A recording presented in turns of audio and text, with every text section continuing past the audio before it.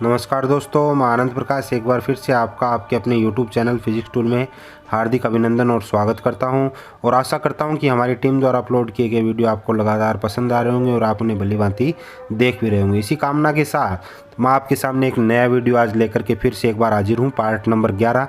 इससे पहले हमने बच्चों 10 भाग इसके पढ़ लिए हैं, 10 पार्ट इसके पढ़ लिए हैं, जिसमें अपने अलग अलग इस पाचन तंत्र के अलग अलग भागों का अध्ययन किया है, अलग अलग जानकारियों के बारे में अपने अध्ययन किया है।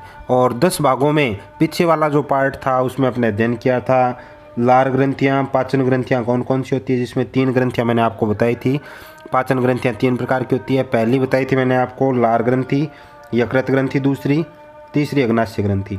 तो लार ग्रंथि का आपने अध्ययन कर लिया था, ठीक है ना। लार ग्रंथि का आपने अध्ययन कर लिया था। आज बची हुई जो ग्रंथियां हैं उनका अपने अध्ययन करेंगे, अग्नाशय का और यकृत ग्रंथि का भी अपने अध्ययन करेंगे, ठीक है ना। तो आज मैं पार्ट नंबर 11 लेकर के अपने वीडियो का आपके सामने एक बार फिर से हाजिर हूं, तो इसको अपने अध्ययन करते हैं। तो अग्नाशय ग्रंथि है, ये एक मिश्रित ग्रंथि है। यह एक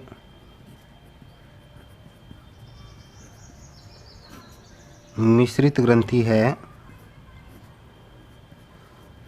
ये एक मिश्रित ग्रंथि है जो अंतःस्रावी हार्मोन इंसुलिन व ग्लूकेगोन और बाह्य स्रावी अग्नाशयी रस का स्रावण करती है, जो कि क्या काम करती है, जो कि अंतःस्रावी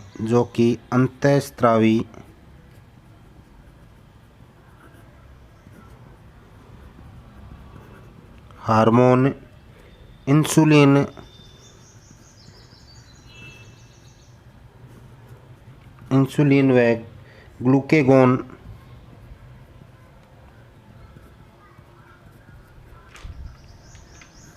व ग्लूकेगोन तथा इसके साथ साथ तथा बाह्य स्रावी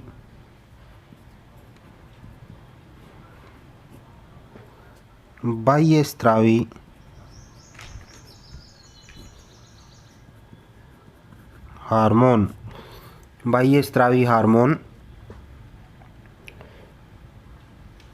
या बाह्य स्रावी अग्नाशयी रस लिख देते हैं, अग्नाशयी रस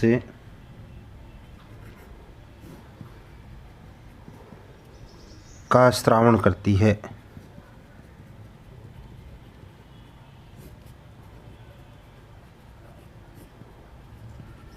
अग्नाशयी रस का क्या करती है, ये स्रावण करती है। और यह ग्रंथि यकृत, ग्रसनी तथा तिल्ली से घिरी रहती है। इसकी ये खास बात है, यह ग्रंथि किससे घिरी रहती है, यह ग्रंथि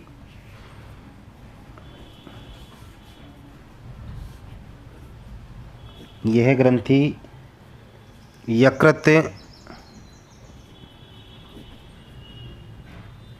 ग्रसनी व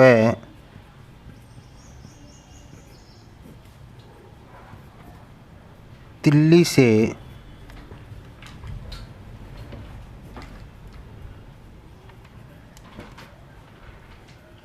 घिरी रहती है, ठीक है ना। इन चीज़ों से ये ग्रंथि घिरी रहती है, यकृत, ग्रसनी व तिल्ली से ये क्या होती है, घिरी रहती है पूरी तरीके से, ठीक है। और जो कि यू आकार की 6 से 8 इंच तक की लंबी होती है, और जो कि यू आकार की 6 से 8 इंच तक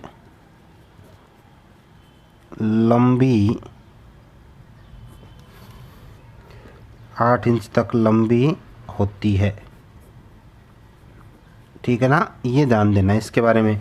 इसका आकार कैसा होता है, यू आकार की, और लंबाई 6 से 8 इंच तक ये क्या होती है, लंबी होती है। यू आकार की होती है और 6 से 8 इंच तक क्या होती है, लंबी भी ये होती है, ठीक है। अब देखो और क्या विशेषता है, इस ग्रंथि द्वारा या इस ग्रंथि के बारे में और क्या क्या विशेषताएं और देख लेते हैं। इस ग्रंथि से स्रावित एंजाइम आंतों में, इस ग्रंथि से स्रावित एंजाइम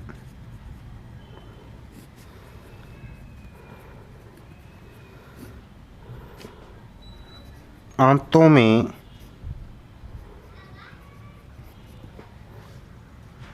प्रोटीन, वसा तथा कार्बोहाइड्रेट के, आंतों में प्रोटीन, वसा व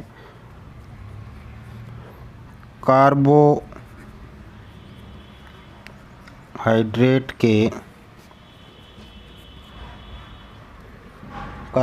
के पाचन में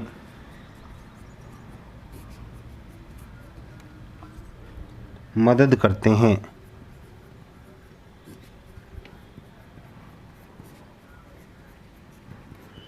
पाचन में मदद करते हैं और इंसुलिन व ग्लूकेगॉन हार्मोन मिलकर के, इंसुलिन व ग्लूकेगॉन हार्मोन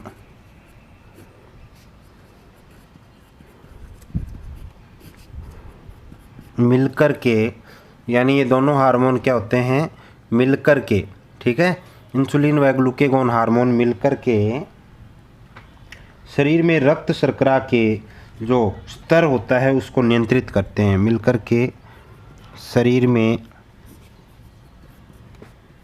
रक्त शर्करा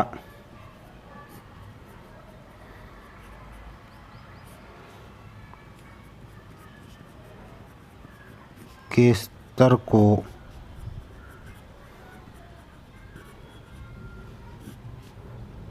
नियंत्रित करते हैं। रक्त शर्करा के स्तर को क्या करते हैं, ये नियंत्रित करते हैं, ठीक है ना। तो ये बात भी इसमें ध्यान रखनी है अपने को, इस चीज़ को भी ये क्या करते हैं, नियंत्रित करते हैं, ठीक है। मतलब अपने इस ग्रंथि से स्रावित एंजाइम आंतों में प्रोटीन व वसा और कार्बोहाइड्रेट के पाचन में मदद करते हैं, तो ये बात विशेष है इसमें। और इंसुलिन व ग्लूकेगॉन हार्मोन मिलकर के शरीर में रक्त शर्करा के स्तर को भी साथ साथ में बच्चों क्या करते हैं, कंट्रोल करते हैं, नियंत्रित करते हैं, ठीक है ना। तो ये भी इसमें विशेष बात है, यानी इस चीज़ को भी ये क्या करते हैं, नियंत्रित करते हैं, ठीक है। अब देखो आगे और देख लेते हैं इसमें अपना, ये तो ग्रंथि हो गई अपने, जो पहली पार्ट थी अग्नाशय वो कंप्लीट हो गया, अग्नाशय क्या हो गया, कंप्लीट हो गया। अब दूसरा भाग देखते हैं इसका, यकृत। दूसरा भाग कौन सा है, यकृत ग्रंथि देख लेते हैं, उसमें क्या है वो और कर लेते हैं। यकृत ग्रंथि, तो यकृत ग्रंथि देखो, यकृत ग्रंथि में क्या है, फिर इसके बाद में इसका डायग्राम देख लेंगे अपने कि उसमें क्या क्या चीज़ है वो देख लेंगे। तो दूसरा भाग है इसका यकृत, सॉरी तीसरा भाग, दूसरा तो पीछे पढ़ चुके हैं, ठीक है ना। यकृत ग्रंथि, पहला तो लार ग्रंथि हो गया, दूसरा वो अभी अपने पढ़ के आए हैं कौन सा, अग्नाशय ग्रंथि हो गया, ठीक है। तो तीसरा कौन सा हो जाएगा, यकृत ग्रंथि हो जाएगा, ठीक है। दूसरा अग्नाशय ग्रंथि अभी अपने पढ़ के आए पीछे, और ये तीसरा कौन सा हो जाएगा, यकृत। तो ये देखो क्या चीज़ है, सबसे पहले तो ये एक पाचक ग्रंथि है, ये आपको ध्यान होना चाहिए। यह एक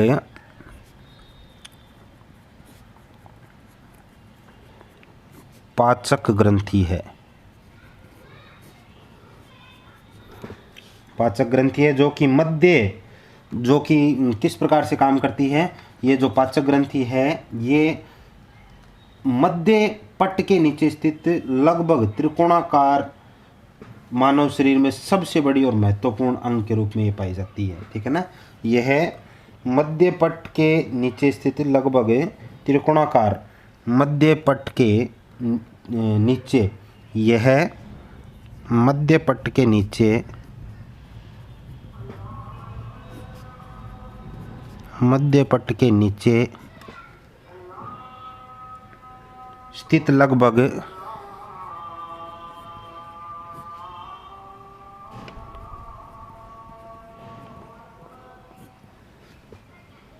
त्रिकोणाकार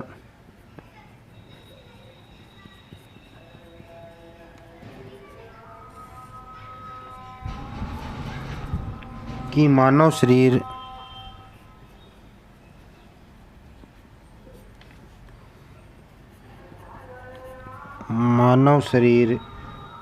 में सबसे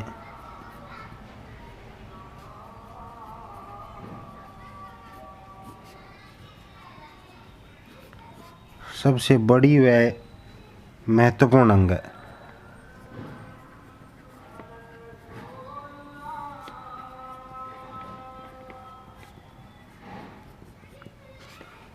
बड़ी व महत्वपूर्ण अंग है और इसका अधिकतम वजन दाईं तरफ होता है। ये विशेष बात है।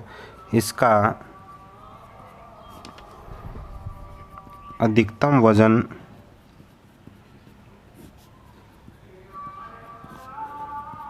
दाईं तरफ होता है। अधिकतम वजन किस साइड में होता है? इसका दाईं तरफ होता है। ठीक है ना, अधिकतम वजन इसका दाईं तरफ होता है और यह करीब 1 लाख छोटी षटकोणीय संरचनात्मक व कार्यात्मक इकाइयां हैं जिन्हें यकृत पालिकाएं भी कहा जाता है। ये भी इसमें विशेष बात है। यानी यह करीब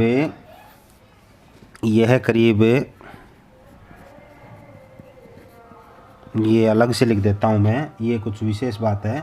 ठीक है ना, तो यह करीब कितनी अभी बता के गया हूँ, बताऊँ मैं, 1 लाख छोटी षटकोणीय संरचनात्मक व कार्यात्मक।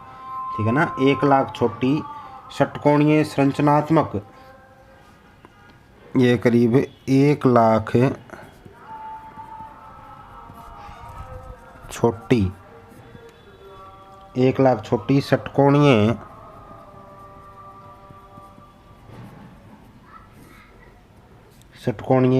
संरचनात्मक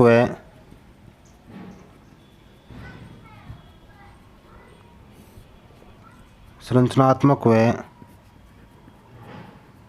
कार्यात्मक इकाइयां हैं। कार्यात्मक क्या हैं? इकाइयां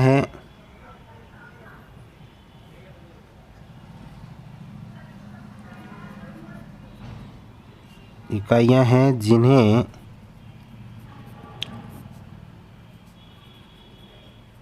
यकृत पालिकाएं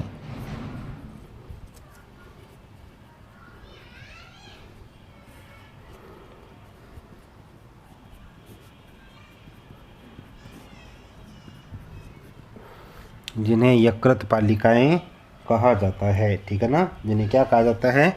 यकृत पालिकाएं। तो ये यहाँ प्रश्न बन गया। देखो, यकृत पालिकाएं किसे कहते हैं?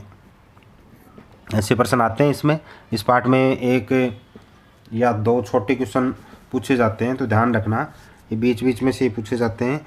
जिन्हें यकृत पालिकाएं कहा जाता है, ये छोटा क्वेश्चन हो गया।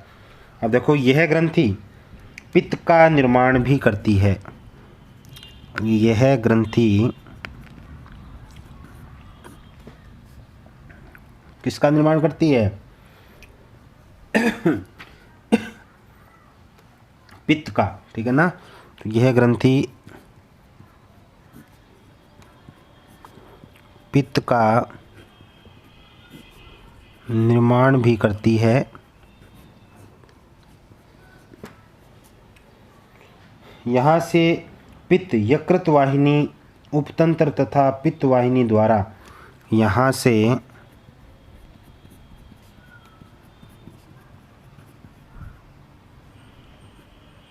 पित्त है ये, यहाँ से पित्त यकृत वाहिनी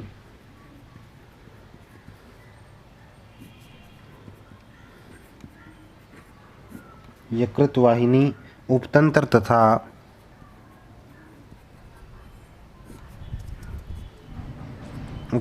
तथा पित्त वाहिनी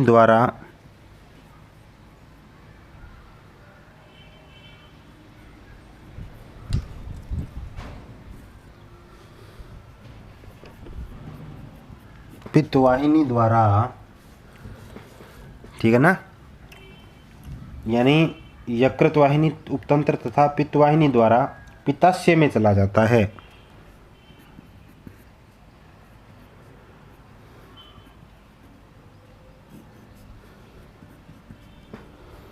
पित्ताशय में चला जाता है। पित्ताशय में चला जाता है जो कि यकृत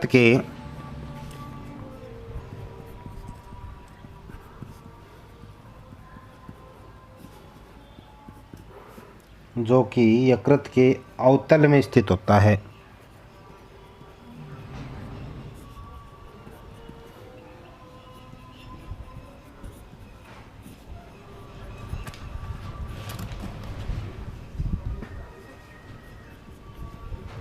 यकृत के अवतल में स्थित होता है, जो कि यकृत के अवतल में क्या होता है, स्थित होता है।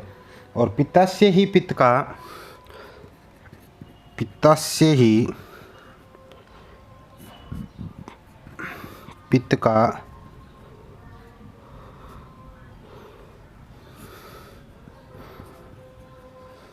भंडारण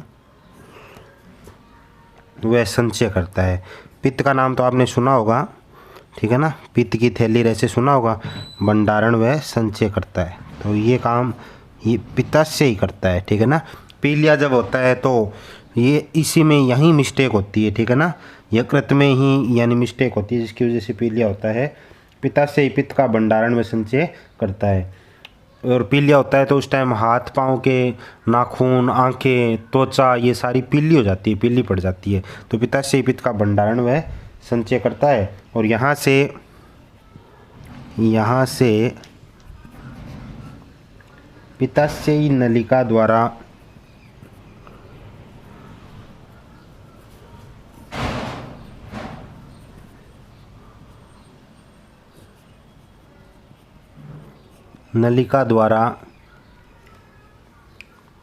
पित्त ग्रसनी में चला जाता है। पित्त ग्रसनी में चला जाता है। पित्त कहाँ चला जाता है, ग्रसनी में चला जाता है, ठीक है। यहाँ से पित्ताशयी नलिका द्वारा, जो पित्ताशयी नलिका होती है ना, उसके द्वारा पित्त कहाँ चला जाता है, ग्रसनी में चला जाता है, ठीक है। अब देखो इसका जो डायग्राम है वो मैंने आपको समझाने के लिए पहले से बना के रखा है, वो मैं समझा देता हूँ कि किस प्रकार से ये होती है ये ग्रंथियाँ, तो वो दिखा देता हूँ मैं आपको। तो देखो ये देखो आपके सामने, ये तो पहले वाला पार्ट का जो चित्र था वो था मानव लार ग्रंथियों वाला, पार्ट 10 में जो पढ़ा था। और ये जो है ये पार्ट 11 का जो भाग है जो अपने अभी पढ़ रहे हैं। तो इसमें देखो कि ये है बच्चों चित्र है, ये 2.4 चित्र संख्या है 2.4, डायग्राम नंबर है मानव यकृत व अग्नाशय, दोनों चीज़ मैंने इसमें दर्शाई है। तो पहले अपने अग्नाशय पढ़ा था, अब यकृत पढ़ रहे हैं। तो ये इस प्रकार का डायग्राम होता है। ये डायग्राम भी बहुत ज़्यादा इम्पोर्टेंट है, ये भी इम्पोर्टेंट डायग्राम है, एग्ज़ाम में पूछे जाने लायक एक डायग्राम है ये भी, ठीक है।